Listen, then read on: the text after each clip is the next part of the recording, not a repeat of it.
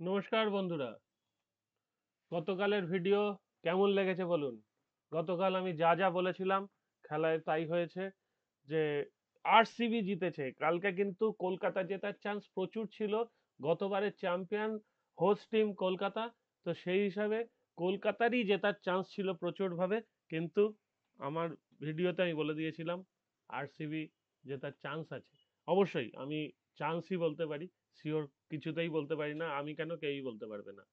আর গতকাল যারা আমাকে জিজ্ঞেস করছিলেন হোয়াটসঅ্যাপে বা টেলিগ্রামে, জিজ্ঞেস করছিলেন যে কলকাতা 180 রান করতে পারবে কিনা, আমি কিন্তু অনেককেই বলেছি হ্যাঁ কলকাতা 180 রান করতে পারা উচিত। কিন্তু কলকাতা যা ব্যাটিং করলো সেটা অদ্ভুত। কেন যে কলকাতা 180 রানও যেতে পারলো না সেটা দেখিয়ে দিয়েছে আরসিবি। যে এত ভালো ব্যাটিং পিচে কলকাতা একদম ল্যাজে গোবরে হয়ে গেল। তার জন্য অনেকাংশে ক্রুনাল পান্ডিয়ার দুর্দান্ত বোলিং দায়ী। আর ফিল সল্ট বা বিরাট কোহলি যে ব্যাটিংটা করেছে সেই ব্যাটিংটাই কলকাতার থেকে এক্সপেক্টেড ছিল। সেই ধরনের ব্যাটিং ফিল সল্টের মতো ব্যাটিং করবে।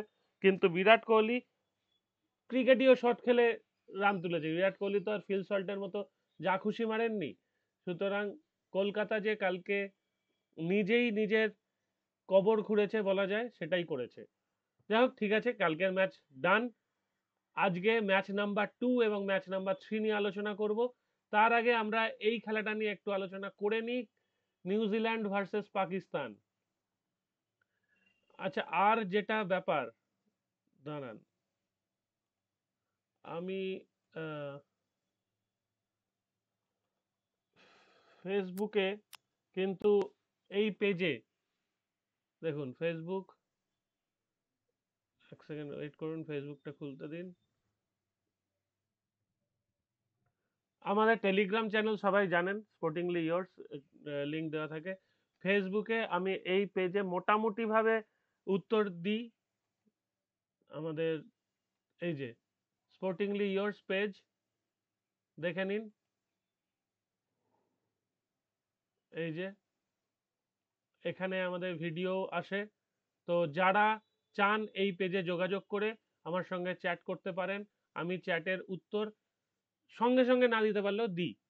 ঠিক আছে। আর এই পেজটায় আপনারা সবাই জয়েন করলে তাহলে আশা করি যে আমরা এই পেজ থেকেও কানেক্ট করতে পারবো। ঠিক আছে।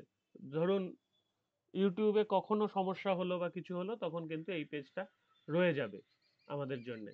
ঠিক আছে। এবার চলে যাই খেলার কথায়।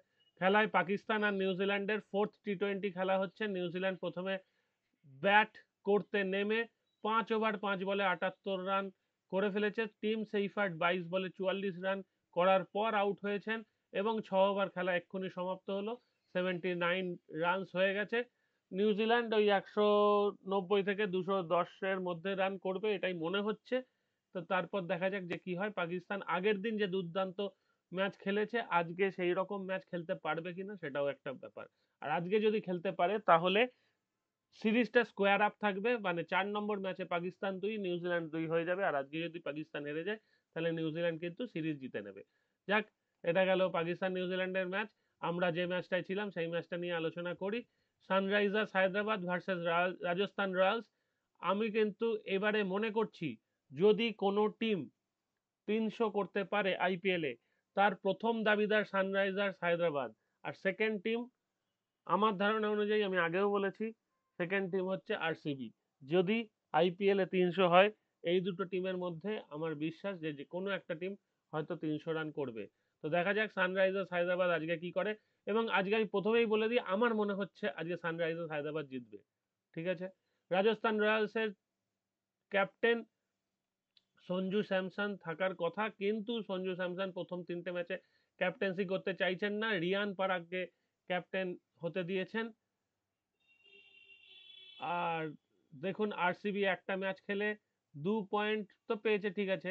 রান রেটটা দেখুন +2.137। কালকে কিন্তু আরসিবি রান রেটটা অনেকাংশে বাড়িয়ে নিয়েছে। সেটা কিন্তু আরসিবি কে অনেকটা সাপোর্ট দেবে। আর কলকাতার রান রেট খারাপ হয়েছে, কলকাতা থাকবে না। কারণ দেখুন 10টা টিমের খেলা এবং 10টা টিমই বেশ ভালো টিম। আমার মনে হচ্ছে টপ 4-এ হয়তো থাকবে না, আমি হয়তো বলে রাখছি প্রথমে। আর আরসিবি মনে হচ্ছে টপ 4-এ এবারে থাকবে। আরসিবি একটা কিন্তু কন্টেন্ডার এবারের কাপ পাওয়ার, ঠিক আছে? এছাড়া সিএসকে এমআই তো আছেই, জানেন ওরা তো প্রতি বছর ভালো খেলে, এবারেও ভালো খেলবে সেটাই বিশ্বাস। তো দেখা যাক শেষ পর্যন্ত কি কাপ পাওয়ার দৌড়ের কথা বলা মুশকিল। আমার এই হলো যে আরসিবি টপ 4-এ থাকবে, কেকেআর টপ 4-এ থাকবে না, এটা আমার স্পেকুলেশন। এখন আমি জানিয়ে রাখলাম, ভবিষ্যতের কথা আমি নিশ্চয়ই বলবো তখন। আচ্ছা, পিচটা দেখা যাক। নীতিশ রেড্ডি, যশস্বী জয়সওয়াল।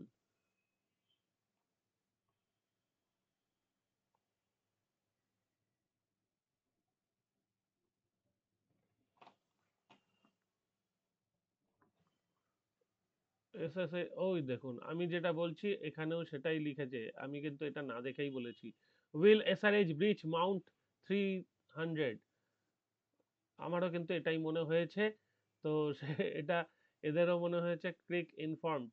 আচ্ছা, pitch and condition average run rate in Hyderabad last year was 10.45, second highest among 13 grounds. SRH ultra aggressive attitude with bat, they can even chase down 166 against LSG within 10 overs, took the pitch out of the equation. Hyderabad is expected to be hot on Sunday afternoon with hardly any chance of rain, so expect big score again and ball flying all of the parts of the ground. মানে আজকে 4-6-এর বন্যা হবে। এইবার আমরা টিমের দিকে তাকিয়ে নিই।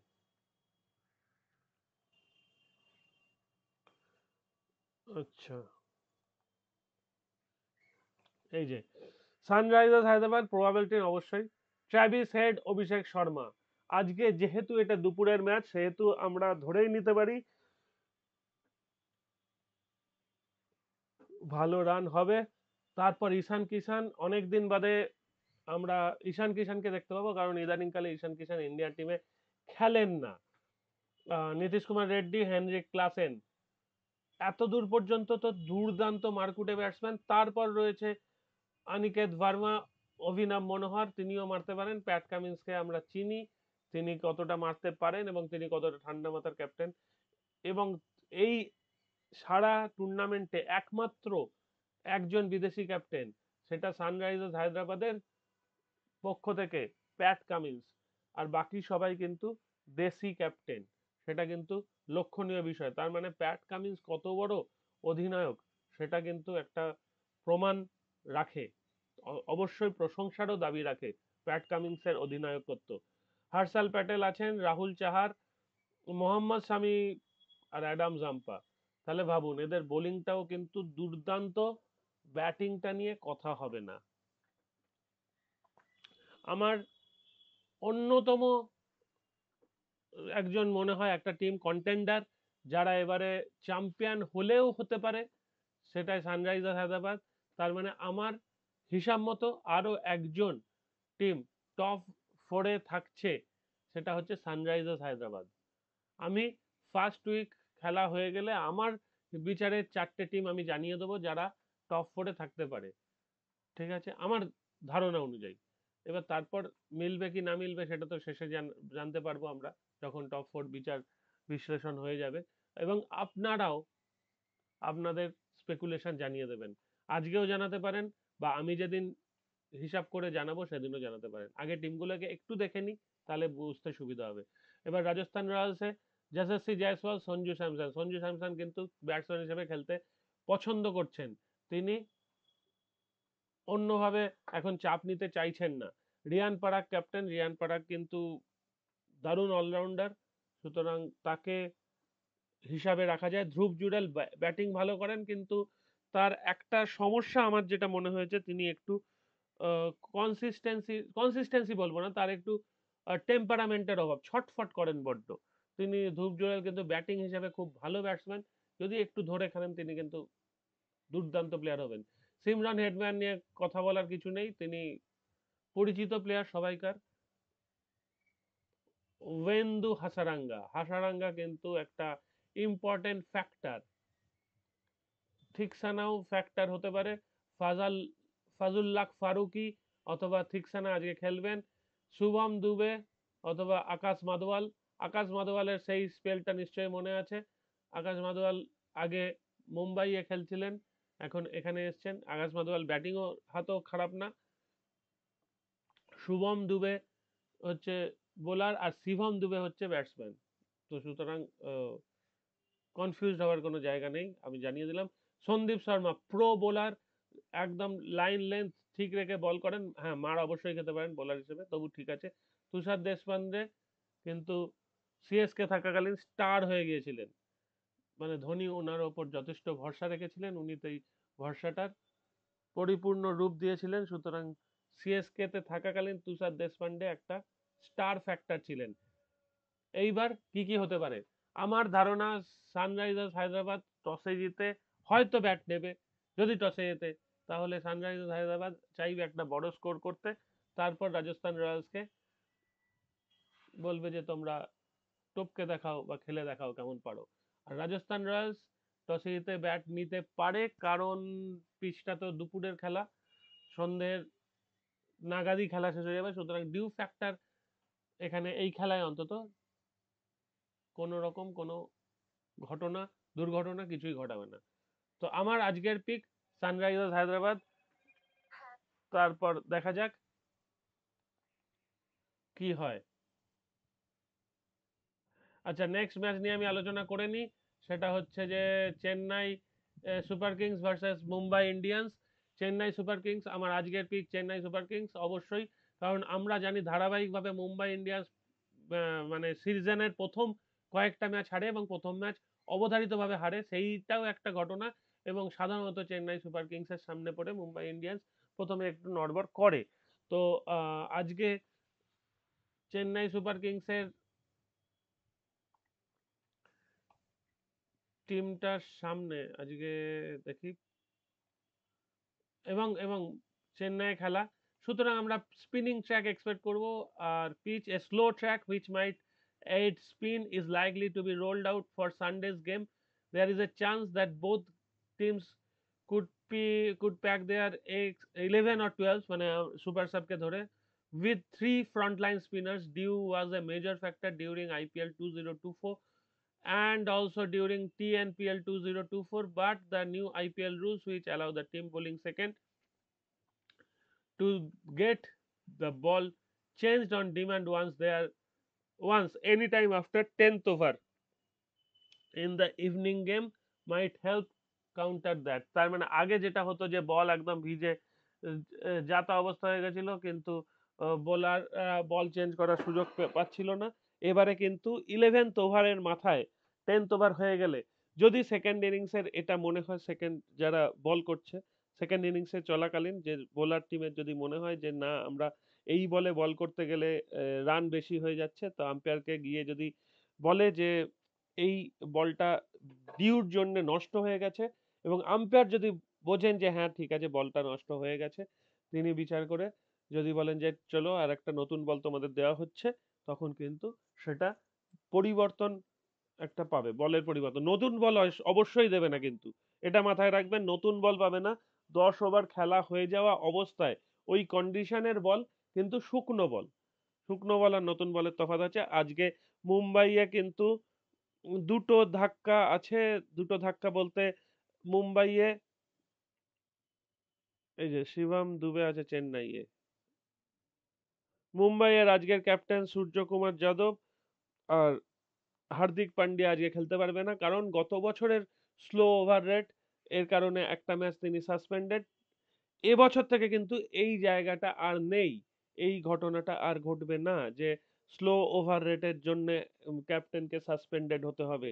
সুতরাং সেটা একটা বড় সুযোগ ক্যাপ্টেনদের জন্য।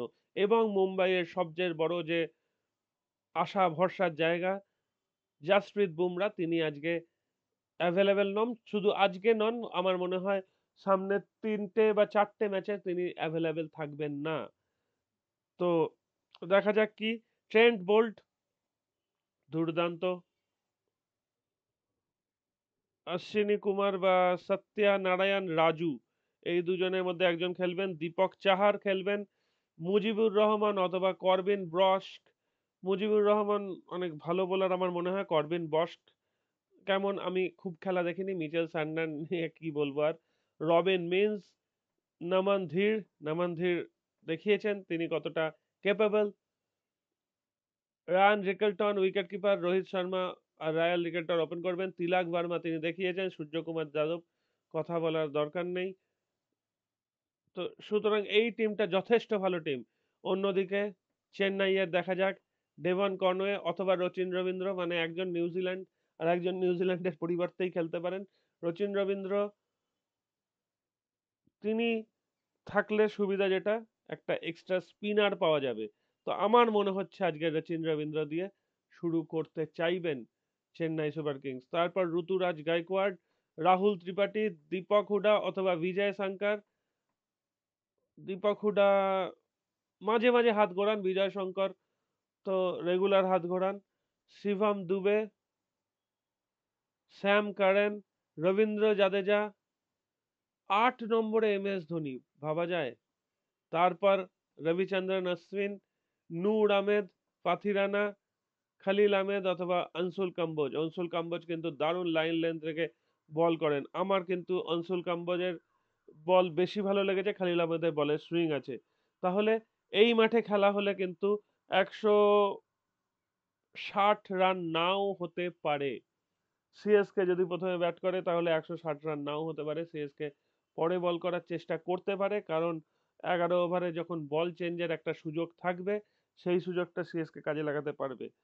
তো আর যদি মুম্বাই ব্যাট করে, মুম্বাই ব্যাট করলে যদি 160 করে দেয় তাহলে কিন্তু সিএসকে চাপ হতে পারে, কারণ মুম্বাইয়ের কিন্তু যথেষ্ট ভালো স্পিনিং অ্যাটাক আছে এখন। বিশাল না হলেও, সিএসকে এর মতো না হলেও ঠিকঠাক স্পিনিং অ্যাটাক আছে। কারণ কারণ শর্মা, মুজিব রহমান ঠিকঠাক বোলার। আর অশ্বিনী কুমার আমি জানি না কতটা স্পিনার, কিন্তু মিচেল স্যান্টনার নিয়ে তো আর কথা বলার দরকার নেই। সুতরাং 3টে ফ্রন্টলাইন স্পিনার ওরা আছেই। আর এই অশ্বিনী কুমার বা সত্যনারায়ণ রাজুর ব্যাপারে আমার জ্ঞান কম, সুতরাং এটা বলা যাবে না। তো এই হলো ব্যাপার। ভিডিওটা আর বড় করব না, এইবার আজকের ঘটনাটা জানিয়ে দিলাম।